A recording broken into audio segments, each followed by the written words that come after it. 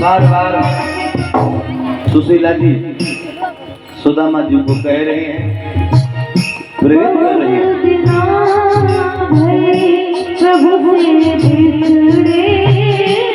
बहुत दिना भय प्रभु से बिछड़े,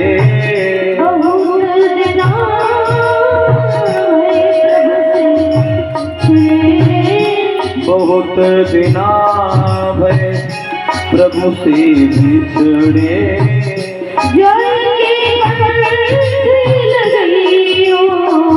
हो जाई के कंठ लगइयो, स्वामी द्वार हरि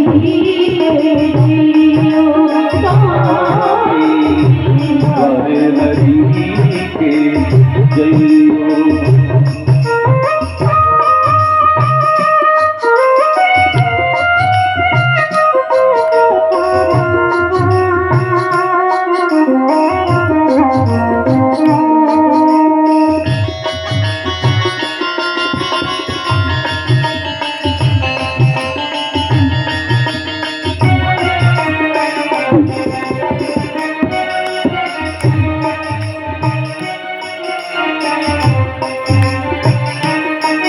ने कहा आप वहां जाना, लेकिन जाकर के वहां कुछ बताना नहीं अपनी गरीबी के बारे में।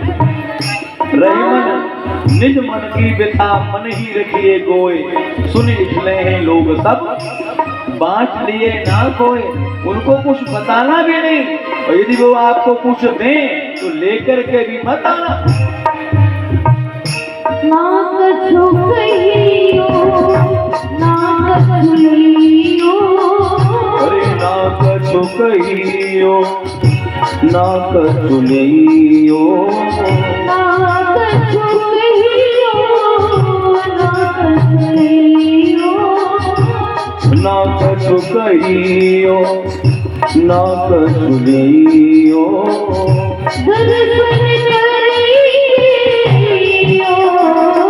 दर्शन करी के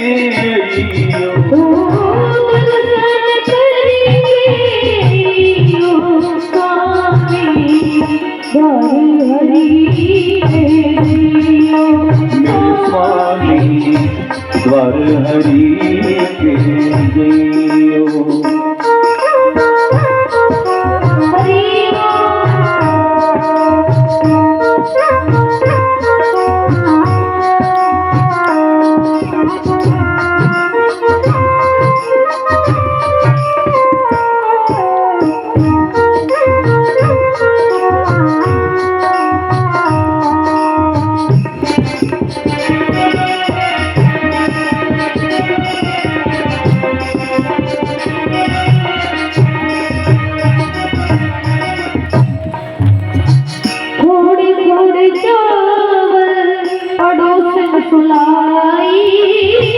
थोड़े थोड़े चावल पड़ोसन फुलाई, थोड़े थोड़े चावल पड़ोसन फुलाई, थोड़े थोड़े चावल पड़ोसन फुलाई,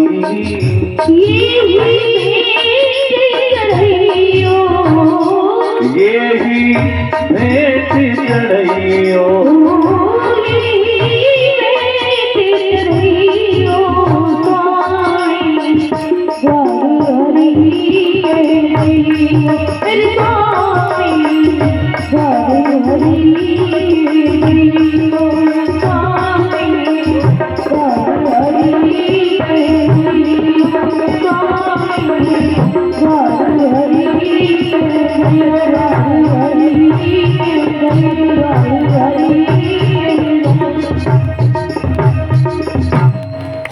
बोले भक्तवत्सल भगवान की जय।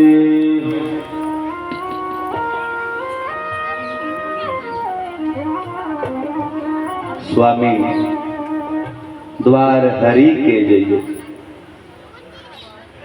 देखिए, ये धर्म पत्नी का लक्षण है। धर्म पत्नी कहलाने की कौन माताधिकारी है? पतनात रक्षणे पतिभी पत्नी इति अविधीयते। जो अपने पति को पतन से बचा करके परमात्मा से मिलने के लिए प्रेरित करे, वो धर्म पत्नी है। जीव सुदामा है, सद्बुद्धि सुशीला है और कृष्ण परमात्मा है। सद्बुद्धि ही जीव को प्रेरित करती है कि भगवान से जाकर के मिलो। जब बुद्धि के कहने पर ये जीव परमात्मा की शरण में जाता है तो भगवान शरणागत वत्सल है, भगवान उसको अपना लेते हैं। और गरीबी सदा सदा के लिए भगवान छीन लेते हैं, गरीबी दूर कर देते हैं। लक्ष्मी की कृपा उसके ऊपर बरसने लगती है। बार बार धर्मपत्नी सुशीला के कहने पर श्री सुदामा भगवान द्वारकाधीश से मिलने के लिए, बचपन के मित्र से मिलने के लिए द्वारका के लिए चले। देखिए, सुदामा जी रहते कहाँ हैं? सौराष्ट्र में। सुदामा जी सौराष्ट्र में रहते हैं, अर्थात पोरबंदर। वर्तमान में गुजरात में जो पोरबंदर है ये सुदामापुरी है। और भगवान कहाँ रहते हैं? द्वारिका में। पोरबंदर से द्वारिका की दूरी 110 किलोमीटर की है। एक भेंट द्वारिका है, एक गुप्त द्वारिका है। सुदामा जी पैदल यात्रा पर पत्नी के कहने पर चावल की पोटली को बगल में दबा करके नंगे पांव, सर पर पगड़ी नहीं है, गरीबी इतनी है, धोती फटी पुरानी है, पैर में पादुका नहीं है, नंगे पांव भगवान से मिलने के लिए सुदामा जी चले। बहुविध करत मनोरथ जात लाग नहीं बार। अनेक प्रकार की कल्पनाएं, अनेक प्रकार के विचार, अनेक प्रकार के मनोरथ कहते कहते सुदामा जी भगवान श्री कृष्ण का चिंतन करते हुए द्वारका के लिए चले। कृष्ण संदर्शनम मह्यम कथम स्यादिति चिंतयन। देखिए, यात्रा का एक नियम है। हम लोग किसी यात्रा पर जब निकले तो भगवान का ध्यान करते हुए, परमात्मा का चिंतन करते हुए जब हमारी यात्रा आरंभ होगी तो हमें मंजिल जल्दी ही मिल जाएगी, कोई विघ्न नहीं आएगा। हनुमान जी जब लंका की यात्रा पर चले, लंका में चले हनुमान जी, सुंदरकांड की कथा है, तो चले हरस ही धरि रघुनाथा। भगवान का ध्यान करते हुए भगवान राम को हृदय में धारण करके हनुमान जी चले और हनुमान जी लंका पहुंच गए। लंका 100 योजन का समुद्र, 400 कोस का समुद्र लांग लिया हनुमान जी ने राम जी की कृपा से। सुदामा जी द्वारका पहुंचे। द्वारकापुरी में सुदामा जी ने जब प्रवेश किया तो क्या देखा? नहीं दरिद्र को दुखी न दीना, नहीं को अबुद न लक्षण हीना, सब नर करहि परस्पर प्रीति, चलहि स्वधर्म निरत श्रुति नीति। द्वारकापुरी में रहने वाला कोई भी नागरिक सुदामा जी को दीन दुखी दरिद्र नजर नहीं आया। द्वारकापुरी में कोई दरिद्र नहीं है। अच्छा, द्वारकापुरी में कोई दुखी क्यों नहीं है, कोई दरिद्र क्यों नहीं है? कारण ये है, सब नर करहि परस्पर प्रीति। आपस में बड़ा प्रेम है, बड़ी सुमति है। और जहाँ सुमति तहाँ संपत्ति नाना, जहाँ कुमति तहाँ विपत्ति निधाना। एक नगर में एक सेठ जी रहते थे, बहुत संपत्ति वाला वो सेठ था।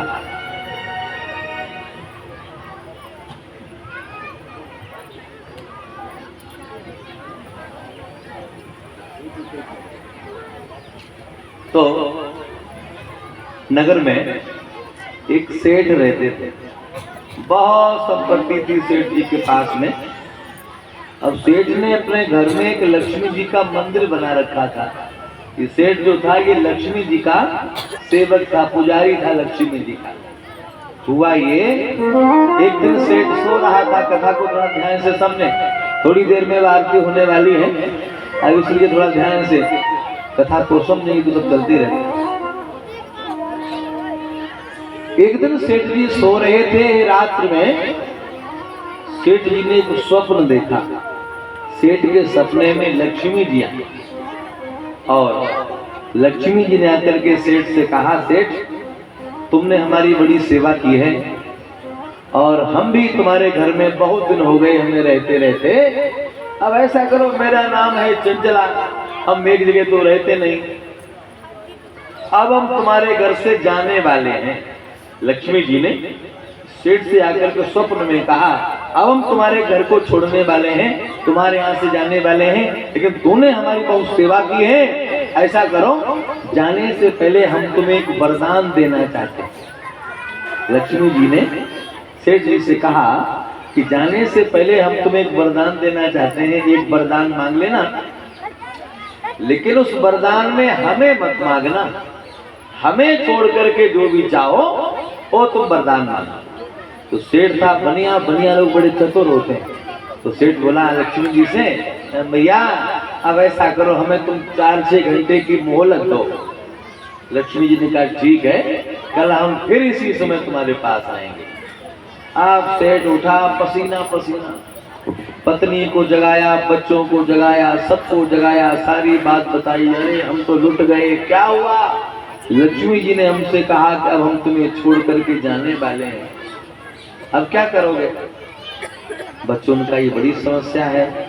सेठ ने कहा लक्ष्मी जी ने हमसे ये कहा है एक वरदान मांग लो, लेकिन वरदान में हमें मत मांगना, हमें छोड़ करके जो चाहो वरदान मांग लो। तो बताओ लक्ष्मी जी से क्या वरदान मांग लेना चाहिए? तो बच्चों ने, बहुओं ने, पत्नी ने अपनी अपनी राय बताई। एक बच्चा बोला पिताजी लक्ष्मी से ये वरदान मांगना, आजकल शराब में बहुत कमाई है, हमारे 4 ठेका खुल जाए। अच्छा ठीक है। आप सेठ ने दूसरे बच्चे से कहा बताओ क्या वरदान में मांग लिया जाए? उसने कहा अस्पताल में बहुत कमाई है, ऐसा करना कहना लक्ष्मी जी से हमारे 2-4 बढ़िया बढ़िया अस्पताल खुल जाए। ठीक। तीसरे से पूछा तुम्हारी क्या राय है? उसने कहा कि कॉलेज में बड़ी कमाई, कॉलेज खुल जाए। सबने अपना अपना बताया। तब एक छोटी बहू थी और सेठ ने उससे पूछा बहू बेटा तुम्हारी क्या राय है, लक्ष्मी जी से क्या मांग लेना चाहिए? तो बहू थी सत्संगी, उसने कहा पिताजी लक्ष्मी से ये कहना कि तुम कल जाना चाहती हो तो अभी चली जा, हमें तुम्हारी कोई जरूरत नहीं है, लेकिन हमारे घर में आपस में सुमति बनी रहे, प्रेम बना रहे, हमें ये दे दे। सेठ को ये बात बड़ी जमी। उसने कहा ये बात ठीक है। आप जब समय आया वो सो गया, फिर लक्ष्मी आई उसके सपने में। लक्ष्मी ने कहा सेठ क्या सोचा बेचारा, एक वरदान मांग लो और फिर हम जाएं, और वरदान में हमें मत मांगना, हमें छोड़ करके जो चाहो एक वरदान मांग सकते हो। सेठ ने कहा भैया हमें तुम्हारी कोई जरूरत नहीं है, कल जाना चाहती हो अभी चले जाओ, लेकिन हमें ये वरदान दो हमारे घर में सुमति बनी रहे, हमारे घर में प्रेम बना रहे। लक्ष्मी ने अपना माथा पकड़ा और कहा सेठ सारा जीवन तू लोगों को ठगता रहा, लेकिन आज तूने हमें भी नहीं छोड़ा, तूने हमें भी ठग लिया। सुमति मेरी बड़ी बहन है, जहाँ सुमति रहती है वहाँ तो हमें रहना ही पड़ता है। लक्ष्मी जी ने कहा जहाँ सुमति होती है वहाँ तो हमें रहना ही पड़ता है, जहाँ सुमति तहाँ संपत्ति नाना, जहाँ कुमति तहाँ विपत्ति निधाना। सुदामा जी द्वारका में प्रवेश किए, सुदामा जी ने दर्शन किया। द्वारका में रहने वाला कोई भी नागरिक सुदामा जी को दीन दुखी दरिद्र नजर नहीं आया। सब नर करे परस्पर प्रीति, चले सुधर्म नित सुत नीति। और सुदामा जी ने एक व्यक्ति से पूछा बताओ कन्हैया का महल किधर मिलेगा? पंडित जी सीधे चले जाओ, सीधा राजमार्ग द्वारकाधीश के भवन की तरफ ही गया है। आप सुदामा जी जो भी रास्ते में मिलते हैं सबसे सुदामा जी एक ही बात कह रहे हैं,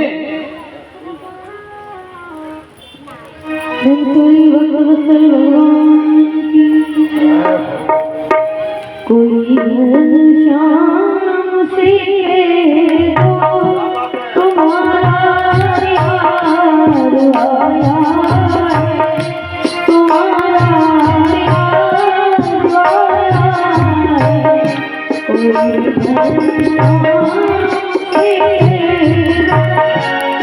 तुम्हारा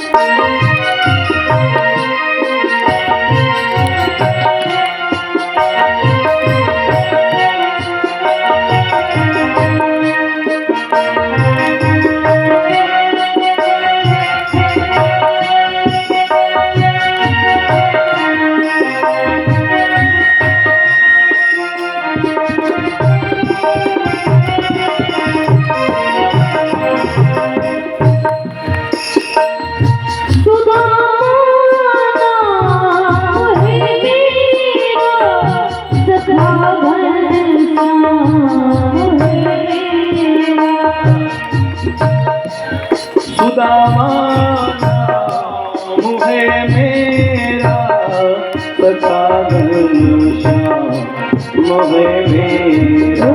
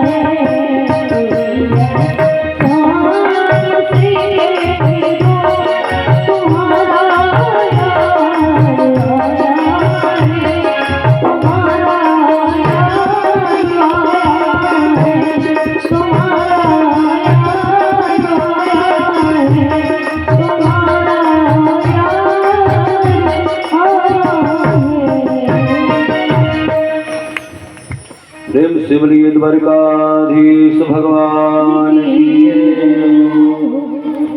सुदामा जी जय श्री कृष्ण जय श्री कृष्ण जय श्री कृष्ण कहते कहते चले जा रहे हैं और सीधे भगवान द्वारकाधीश के भवन के द्वार पर सुदामा जी पहुंच गए। देखो आप लोगों ने ये सुना होगा कि सुदामा जी जब भगवान के द्वार पर पहुंचे तो द्वारपाल खड़े थे। सुदामा जी ने द्वारपालों से कहा, अरे द्वारपालों कन्हैया से कह दो कि मिलने सुदामा गरीब आ गया है। श्रीमद् भागवत में द्वारपालों का कोई वर्णन नहीं है। नरोत्तम दास जी ने जो सुदामा चरित्र लिखा है उसमें उन्होंने द्वारपालों का दर्शन कराया है और व्यास जी ने श्रीमद् भागवत में द्वारपालों की कोई चर्चा नहीं की। सुदामा जी जब भगवान के महल में प्रवेश करते हैं तो त्रीन गुलमान्यति आय तिसरा कशाश्च सद्विजा, तीन आंगन को पार करके तब भगवान का द्वारकाधीश का दर्शन होता है। जैसे जो लोग वृंदावन में एक रंगनाथ जी का मंदिर है, रंगनाथ जी मंदिर जो लोग गए होंगे तो वहां 3 दरवाजे पार करने पड़ते हैं, 3 आंगन पार करने पड़ते हैं।